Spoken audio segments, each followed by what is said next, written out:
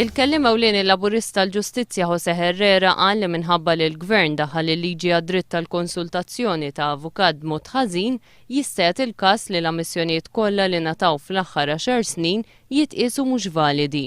Dan diġà qed joħloq kriżi fl-amministrazzjoni tal-ġustizzja kriminali fejn hemm każijiet fil-qorti li huma weqfin għal kollox. Partit Laburista u jien bħala kellim ewlieni tal-Ġustizzja inżomm lill-Gvern u lill-Ministru tal-Ġustizzja responsabbli politikament. Il-Gvern kien ilu jaf li kellu jdaħħal din il-liġi sa mill-1995 meta l-Kunsill tal-Ewropa kien iddeċieda li waqt interrogazzjoni l-akkużat għandu jingħata dritt li jikkonsulta m'avukat. Minflok iddaħlet f'pajjiżna fl-2002 u kellhom jgħaddu 8 snin oħra, jiġifieri sal-2010 biex din tibda tot.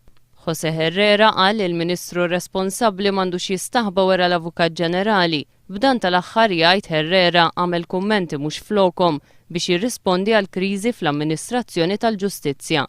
Il-kellim ewlieni laburista l-Intern Michael Falzoni kritika lill Ministru tal-Ġustizzja li għandu wkoll ir-rwol ta' Ministru tal-Intern għaliex dawn iż-żewġ ruoli jistgħu joħolqu konflitt ta' prijoritajiet. Għaliex din-nuqqas ta' azzjoni kollha għaliex karkana daqshekk saqajna u għaliex għandu jkollna Ministru li effettivament huwa responsabbli sewwa l-ġustizzja u kif ukoll għall-intern li f'ċirkostanzi bħal dawn jidher effettivament u ħarġet anke fil-vela li jista' jkollok element ta' konflitt ta' interess. Għalli minkejja li l-liġi damet biex daħlet fis-seħħ minn snin u li daħlet biss wara mozzjoni mresqa mill-Partit Laburista, il-Korp tal-Pulizija xorta mhuwiex ippreparat.